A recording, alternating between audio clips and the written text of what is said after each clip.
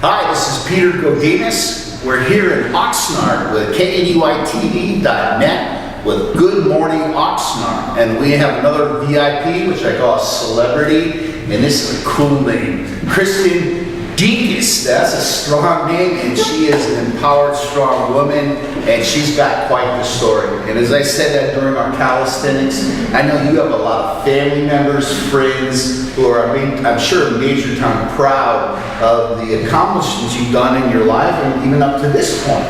So why don't you tell us, you have a lot to do with community, and it starts with the Harbor District. So I don't want to mess it up, so why don't you tell us what you've done and what you're doing right now is so significant to this community of Oxnard.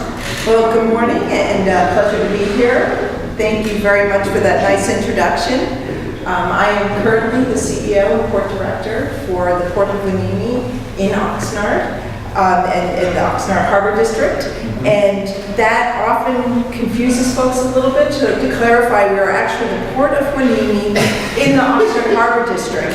And what the Oxnard Harbor District is actually a geopolitical boundary for our elected body of Board of Harbor Commissioners. And the boundary consists of the city of Port Wenini and the city of Oxnard and some unincorporated parts of Ventura County. Right. So that is what's known as Oxnard Harbor District. And the Port of Wenini itself is actually the economic engine where all the vessels come in and bring commodities into the region to bring jobs and prosperity. Yeah, and I know she knew I was confused, and that's why she did that. So, thank you very much.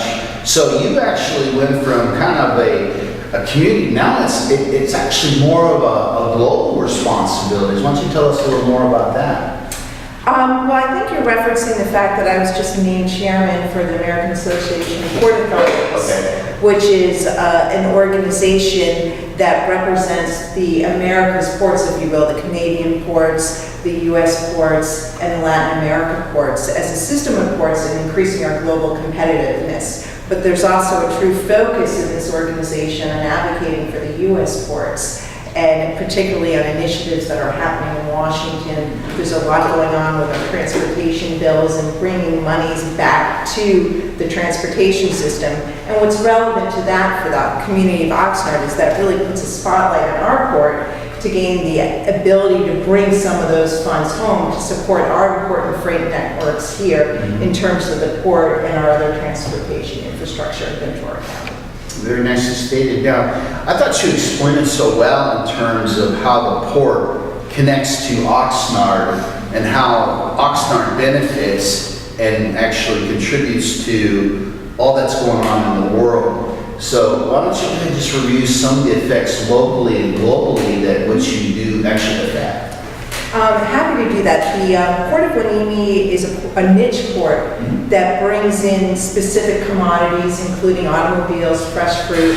I like to tell folks that we import about 650,000 tons of bananas a year. And if you actually lined up all those bananas, that's enough to go around the globe 12 and a half times. That's a lot of bananas. That's a lot of bananas. We also import about 300,000 automobiles a year. We bring in liquid bulk fertilizers that fields the fields here in Ventura County, and that translates into jobs and economic benefit. We touch about 10,200 trade-related jobs, bring about $1 billion into the local economy here, and about 69 million in tax revenues. Specific to Oxnard, about 40% of those jobs are from residents that live in Oxnard, or about 1,000 jobs are touched by the Port of Wenini. So we have a great partnership there. I don't think a lot of people in Oxnard actually know that. It's not only in jobs, but talk to us about some of these internships I hear about. Yeah, we're doing some neat stuff. One program that we're running is with a memorandum of understanding with the Oxnard High School District, where we invite high school students to come in for an internship program and study program. And it's a 10-week course where each week after school they have a 1-hour class with one of the experts from our industry, whether it's a freight forwarder, whether it's a player from Del Monte or Chiquita or someone else in the industry, and they get exposed to a career path that they might not otherwise have been exposed to. And careers in maritime industry are great. They're much higher than the average paying wage. So we'd like to give those kids those opportunities. And then those excelling students, if they'd like, get an internship at the end of the program. And it's been great for us. I mean, we have students that are going off to Stanford and great colleges, and they bring so much talent to the organization, and we don't want to let go of them. So it actually has been a very nice win-win.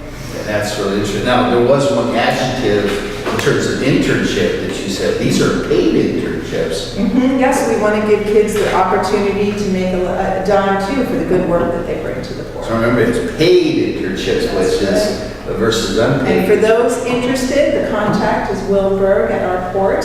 I feel his sense Yes. around somewhere. He's here, and he. Oh, there he is. Our liaison for this. And, Liaison, I like that. So, you're also talking about how, again, economically, how there's a process where you do things that, saves people money in regards to taxes and the process there. Is that something that you can expound on in terms like of the air conditioning and combination of putting them in, it saves, taxes, or I might not be explaining it right. We were talking about that during our pre. Well, there's certain things that we do. We bring the $69 million in taxes through the port to the communities. In terms of some of the ways that we have built our infrastructure, we've been able to tap into particular programs. One of the programs it was something called a New Market Tax Credit Program, where we brought in private equity to help build a short-side power system that brings benefit to the community in terms of reduced air quality emissions. And then we're also looking at ways to become more efficient in terms of the type of utilities that we use. So we've had a partnership with the Energy Coalition where we've done an audit of the port to look at ways to improve our utilities, which ultimately lowers cost of business for our customers while being green at the same time. Okay. Thank you for answering that question. I didn't think it was a very strong We're not question. a taxing entity. So. No, I was saying that. Again, I got it wrong. So that one was my bad. But when you find as talented and as empowered people like you, there's usually very talented people surrounding you. You want to talk about some of the people who you get a chance to work with in Oxnard and Dex? You already mentioned Will, the liaison. If I can use a little French there, go ahead. We work with a lot of community partners. One that comes to mind is Nancy Lindholm with Oxnard Chamber of Commerce. She's been a true friend in helping us interact with the business community. One of the programs actually that we're doing is something called the Maritime Advanced System Technology Laboratory, where we invite the business community and entrepreneurs to come in to test new technologies at our port. It's been a... Thunder hits. Very excited about that. Mr. Obama wants me on his team because Shaq chose them on a 3-on-3 and he wants me to take them on, so I'm sorry. We'll have to get back to Mr. Obama. No worries about that, but that's a way that we've been really trying to tap the talent in Oxnard, Port Hueneme, and throughout the county. And actually, we have a partnership with the EBC-VC, which is the Economic Development Collaborative, to really help encourage that business community to come in and take advantage of that technology, that opportunity to be work with our incubator laboratory. You have some beautiful offspring, 2 daughters. Are they actually in the Oxnard education system or someplace in Ventura County, or private school or public school? Currently, my daughters attended the Hollywood Beach School. We're residents of Hollywood Beach, and then my daughter's going to be going to Our Lady of Assumption in 7th grade, and Gina will be singing in the Port Hueneme Hollywood Beach School. So you're really integrated into the Oxnard Ventura County community then? I really enjoyed here. I'm proud to be part of the community. My husband and I actually have been coaching the Oxford Youth Volleyball League. And oh my God! The kids and have a lot of fun here. So we're very pleased and privileged to live in this community, be part of it, and look forward to many more years. The reason I got overreacted to the volleyball is I'm heavily involved in the political aspect of volleyball. So if you need help getting into the next level, here's your man. So see, there's benefits in terms of connections and everything. So I'm really excited about, let's call it a promotion. Is that okay to call it that, or new responsibilities? I'm very political. I'm just making sure I say the right thing. Well, it's a promotion within the AAPA for sure, and I think it's a real privilege to work with all of my colleagues to really push the voice of the maritime community at the federal level, and then bring some of the bacon back home. So. Well, I am so excited about the future because I've I've over-complimented you, I mean it, but then you got some very talented people surrounding you, and so I am so excited about what we have coming on in the future in Oxnard and how it's going to affect the world. And in fact, we have 2 empowering, growing females coming up from your gene pool. And so I want to thank you so much for being a part. Thank you for having me. Will do. So this is Kristen Decas, right? And this is Peter Godinez, your ambassador of KDYTV.net with Good Morning Oxnard.